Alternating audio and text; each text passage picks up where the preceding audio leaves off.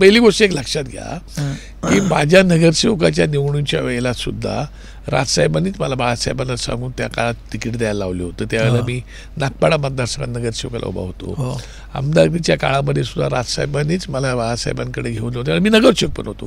मला बाळासाहेबांकडे घेऊन जाऊन माझी तिकीट त्यांनीच माझ्या तिकिटीला पाठिंबा दिला होता आणि ती मला तिकीट द्यायला लावली होती त्यावेळेला. तर केवळ तिकीट नाही दिली, त्यावेळेला मला निवडणुकीच्या काळामध्ये मला जी काय मदत, आर्थिक मदत मला पाहिजे होती ती सुद्धा मला राजसाहेबांनीच केली होती. त्यावेळेला इतर कोणी मला मदत केली नव्हती.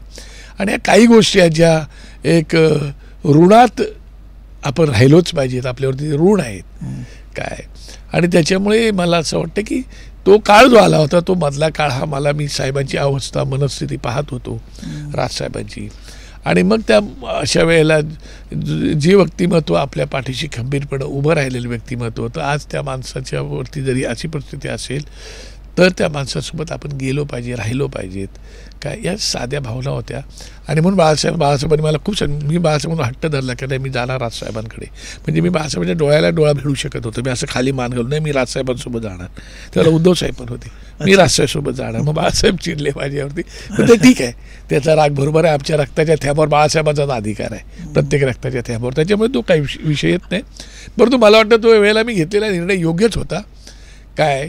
त्याच्यामुळे निदान मला आता ते काय जे दिसतं चित्र ते डोळ्यांनी मला पाहायचा योग पण आला.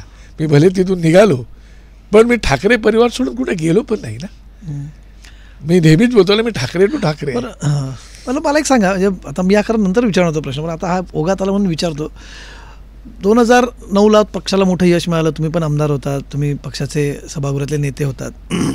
नंतर पक्षाला एक, तुम्ही जसं मगाशी म्हटलं की एक थोडी पिछाड झाली, एक उतरती कळा लागली, नंतर कोणी निवडून झालं नाही. अनेक म्हणजे त्या 13 आमदारांपैकी अनेक जण, बहुतांश अर्ध्याहून अधिक आमदार सोडून गेले राज ठाकरेंना. सगळ्यांना, कोणाला भाजपकडनं ऑफर आली, कोण कुठे आज वेगवेगळ्या ठिकाणी. तुम्हाला नाही वाटलं त्या काळात आता की पक्षाला उतरती काळ सोडून जावं, की तुम्हाला आले असेल ऑफर, तुम्ही नाही? विषय असा आहे की कमलेश, मला आजही आठवते जो शिवतीर्थावरचा आमचा मेळावा झाला होता, साहेबांची प्रचंड सभा, विराट सभा झाली होती ती 19 तारखेची. त्या सभेच्या वेळेला मी शिवसेनेतच होतो आणि त्यामुळे मी त्या सभेमध्ये स्टेजवर नव्हतो पण स्टेजच्या पाठीमागे मी बसून होतो. साहेबांचं भाषण झालं त्यावेळेला साहेबांचं एक वाक्य होतं की बाळासाहेबांच्या वेळेला प्रबोधनकार ठाकरे त्यांच्या मागे होते आणि प्रबोधनकार म्हणाले होते की मी हा बाळ महाराष्ट्राला अर्पण केला. ते म्हणाले की माझ्या पाठीमागे आता कोणच नाही बोलायला. आलं का लक्षामध्ये? तो मीच मला महाराष्ट्राला अर्पण करून घेऊ. त्यावेळेला मी मागी होतो, त्यावेळेला माझ्या डोळ्यात पाणी आलं होतं, ती मला आठवण पण झाली होती त्यावेळेला काय. आणि त्यावेळेला मी स्टेजच्या मागे बसलेलो असताना मी माझ्या मनाला ठरवलं की राजसाहेबांनी महाराष्ट्राला अर्पण केलं, आपण त्यांना अर्पण करून द्यायचं. आणि ती माझी कमेंटमेंट माझ्या स्वतःला केलेली कमेंटमेंट होती, त्यांच्यासाठी केलेली कमेंटमेंट नव्हती ती. आणि त्यांनी मला सांगितले तू माझ्यासोबत ये म्हणून. कधी बोलले नाहीत. आणि मला इतर पक्षात समजा जायचं असतं ना तर मी राजसाहेबांना सांगून गेलो असतो की साहेब मी जातो म्हणून. पण माझ्या मनाला तो प्रश्न शिवत सुद्धा नाही. म्हणजे माझ्या मनामध्ये विचार पण येत नाही की राजसाहेबांना सोडून जावं म्हणून. कारण मी त्याला बोलतात ना त्या ठाकरे परिवारातील मी मला स्वतःला घटक समजतो, त्यांचा कार्यकर्ता म्हणून मला त्या मनात विचारसुद्धा येत नाही माझा त्या विषयावरती. आणि म्हणून मी ती माझे घट्ट बंधन स्वतःच बांधून घेतलेलं की म्हणून माझ्या बायकोलाही माहीत नव्हतं, कार्यकर्ते तर राहिली बाजूलाच. आणि त्याच्यामुळे मग मी स्वतःला अर्पण करून घेतल्यामुळे काय विषयच येत नाही ना. त्याच्यामुळे ऑफर आल्या आणि गेल्या अजून पण येतात, पण त्याला काय पॉईंट गेल्या काही महिन्यात कुठं काय शिंदेकडनं किंवा भाजपकडनं नाही, आता ते काय बोलण्यात पॉईंट नाही, पण ते येतात ही गोष्ट खरी आहे. त्याची मी कल्पना साहेबांनाही देतो. अच्छा, साहेबांना सांगतो तुम्ही? साहेब काय म्हणतात मग? नाही, साहेब असतात त्यांना माहिती आहे. रांजणकर साहेब, आता आपण युतीविषयी आता बऱ्याच आपण या खरं व्यक्तिगत गोष्टी बऱ्याच बोललो, पण आता राजकारणाविषयी थोडंसं बोलतो. काय महापालिका निवडणुका आहेत, असं म्हटलं जातं की ठाकरेंची एकत्रित ताकद ही मोठी एक प्रकारे राजकीय ताकद असेल तिथे. तुम्ही स्वतःही ट्विट केलं तर तुम्ही म्हटलं होतात की 1+1=11 होता तिथे. तशी जर जर तुम्ही एखादी एकत्रित विचार करताल तर असा कुठला पक्षाचा विचार झाला आहे का या क्षणाला की आपण एकत्रित आल्याने साधारणपणे हे एक जे राजकारणाचं अरिथमॅटिक असतं जे गणित असतं की बाबा इथे आपल्याला होऊ शकेल ह्याचा काही विचार झाला? बिलकुल. कुठल्याही गोष्टीचं म्हणजे एकाच बाजूने बऱ्याच गोष्टींवरती विचारच पक्ष करत असतो ना. पहिली गोष्ट आम्ही आतापर्यंत निवडणुका ह्या एकला चिलोरे ह्याच भूमिकेतून स्वबळावरच लढवलेल्या आहेत.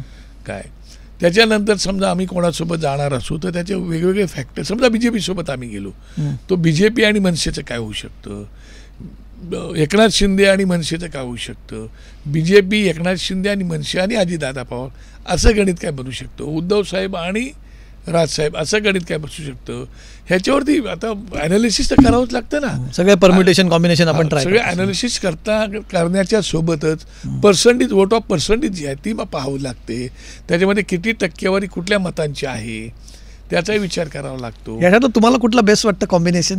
नाही, मला असं वाटतं की हे सगळे कॉम्बिनेशन जरी मी पाहिले तरी माझ्या कॉम्बिनेशनच्या पलीकडे आहे की दोन भाऊ एकत्र येतात. हे माझ्यासाठी महत्त्वाचं कॉम्बिनेशन आहे.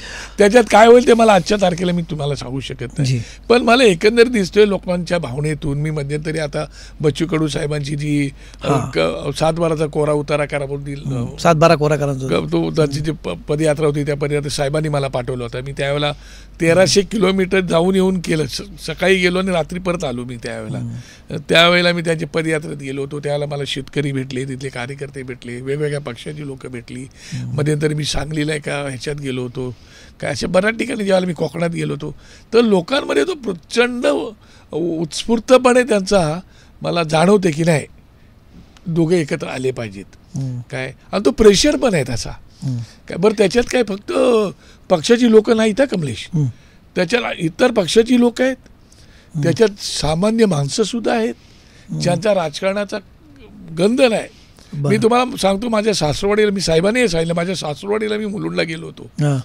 मी 1.5-2 वर्षांनी गेलो तिथे. गेल्यानंतर त्यांच्या घरी मी बसलो होतो. तिथल्या आजूबाजूच्या काही महिलांना कळलं तर त्या घरामध्ये आल्या तिकडे माझ्या सासरवाडीला आणि बोलल्या बाळा ते आम्ही टीव्हीवर ऐकतोय ते झालं पाहिजे. 4-5 महिला होत्या, 60, 65, 75, 80 अशा महिला होत्या. बघा ते काहीतरी झालंच पाहिजेत. अजूनही महाराष्ट्रातून फोन येत असतात, वेगवेगळ्या पक्षाच्या लोकांची येतात, वेगवेगळ्या लोकांची येतात. काय त्याच्यामुळे ते कॉम्बिनेशन हे कसं आहे, निवडणूक ही एक तर लोकांच्या हातात असते. निवडणूक 2 प्रकारे असते. आता EVM आली म्हणून सोडा, EVMच्या हातात गेले आता एखाद्याने पाहिलं तर. बरं, पण एक तर लोक निर्णय घेतात निवडणुकीत काय करायचं ती लोकांच्या हातात निवडणूक असते किंवा यंत्रणेच्या हातात निवडणूक असते. अशा 2 प्रकारच्या निवडणुकांमध्ये ते तंत्र आहे. त्याप्रमाणे लोकांनी निवडणूक जर हातात घेतली ते विषय येत नाही. 2014 साली लोकांनीच नरेंद्र मोदी साहेबांनी निवडणूक हातात घेतली होती, आलं का लक्षामध्ये. त्याच्यामुळे विरोधी पक्ष हा नेहमी जिंकत असतो, सत्ताधारी पक्ष हारतो म्हणजे त्याच्याही अँटी इन्कम्बन्सी असते. त्यामुळे हे जे समीकरण आता आपण सगळं समीकरण पाहिजे त्याच्यामधलं हे समीकरण बेस्ट आहे असं लोकांचं मत झालेलं आहे. त्याच्यामुळे मला असं वाटतं की त्याच्यावरती विचार होण्याची आवश्यकता आहे.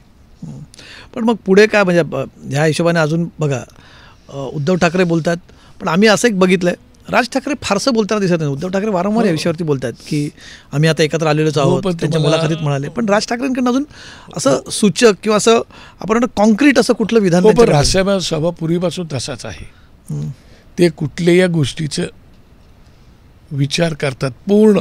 म्हणजे आम्ही जर 100 पावलं असू तर साहेब 10,000 पावलांवर असतात, पुढे असतात आणि त्याच्याविषयी त्यांचा विचार असतो. आणि ते एवढे कॉम्बिनेशन त्यांच्या चारी बाजूनी फिरत असतात आणि ते ऐकून आम्ही सुद्धा कधी कधी थक्क होतो, कधी कधी हतबल होतो आम्ही साहेबांचे ऐकून. अरे बापरे म्हटलं, थक्क होतं पण अरे बापरे असं आहे असं आहे. एवढं ते विचार फार करतात बारीक सारीक गोष्टींचा. आणि हे मला वाटतं त्यांनी खरं देवानी त्यांना देणगी दिलेली आहे ती काय. आणि त्याच्यामुळे त्यांनी सगळ्या गोष्टीचा विचार करूनच एखाद्या गोष्टीवरची ते आपली भूमिका मांडत असतात. आता बघा ना तुम्ही त्या महाकुंभचाच विषय किती आम्हाला त्रासदायक झाला होता. साहेब मला बोलले होते त्याच्यावरून, नाही का, त्याच्यावर किती लोकांनी मला भडकवण्याचाही प्रयत्न केला होता. पण कसं आहे, पण त्याच्यात आता कालांतराने अभययोग साहेब पण परवा बोलले. होय, आता सगळीकडून झालं ना ते सुरू. त्याच्यामुळे काही त्या हिंदूंच्या भावनांचा त्याच्याशी काही संबंध नव्हता. नदीचं प्रदूषण हा विषय, म्हणजे ते जे बोलतात ते कालांतराने लोकांना पटतं ते. आणि आता युतीचं जेव्हा तुम्ही म्हणतात, म्हणजे तुम्ही बाकी सगळं मागे सांगितलं की परम्युटेशन कॉम्बिनेशन कसे असतील, एक सगळ्यात महत्त्वाचा मुद्दा होता की मग आपण नक्की कोणासोबत असणार आहात. म्हणजे उद्धव ठाकरेंसोबत फक्त युती असेल की मग चर्चा ही पण आहे की मनसे ही इंडिया आघाडीचा किंवा महाराष्ट्रातल्या महाविकास आघाडीचा घटक असेल का? आजच्या तारखेला मी ते सांगू शकत नाही की नेमकी कोणाचा घटक असेल, ते मी आजच्या तारखेला सांगू शकतो. पण आमची विचारधारा जी आहे, जी विचारधारा बाळासाहेबांची आमची मुळात घडवलेली आहे, ही मराठी आणि हिंदुत्व अशी विचारधारा घडवलेली आहे. आणि त्याच्यामुळे मला असं वाटत नाही की राजसाहेब त्या विषयाला सोडून काहीतरी करतील. पण शेवटी राजकारण आहे. राजकारणामध्ये कधी कधी काही वेळेला काही गोष्टी स्वीकाराव्या लागतात, स्वीकारल्या जातात. त्यामुळे कधी कधी काही गोष्टी घडतात, कराव्या लागतात. त्याच्यामुळे आजच्या तारखेला त्याच्यावरती काही आम्ही विचारच केलेला नाही. पण मग अशा वेळेस दुसरा एक युती म्हटले की सगळ्यात दुसरा एक महत्त्वाचा प्रश्न होतो की मग मोठा भाऊ छोटा भाऊ कोण? युतीमध्ये एका पक्षाला कोणाला तरी थोडासा एक पाऊल मागे जावंच लागतं. हो, म्हणजे काय त्याच्यामध्ये मी ज्यावेळेला 2017 ज्यावेळेला त्यांच्याकडे गेलो होतो मातोश्रीला महानगरपालिकेचा प्रस्ताव घेऊन, त्यावेळेला मी तेच सांगितलं होतं की आम्ही छोटे भाऊ आहोत, तुम्ही मोठे भाऊ आहात. अच्छा, असं प्रस्ताव घेऊनच मी त्यावेळेला त्यांच्याकडे गेलो होतो. त्याच्यामुळे काही विषयच येत नाही. आणि तसं पाहिलं तेव्हा काय नकारला होता प्रस्ताव हा त्याने? तेव्हा 17ला तुम्ही एवढं चांगलं प्रपोजल दिलं होतं? त्यावेळेला ते खूप उंचावरती होते, आम्ही उंचावर नव्हतो, आम्ही खालीच होतो. आणि आम्ही खालीच होतो, आमचा काही विषय नाही. त्याच्यामुळे तो गोष्ट आज त्यांना वाटते की नाही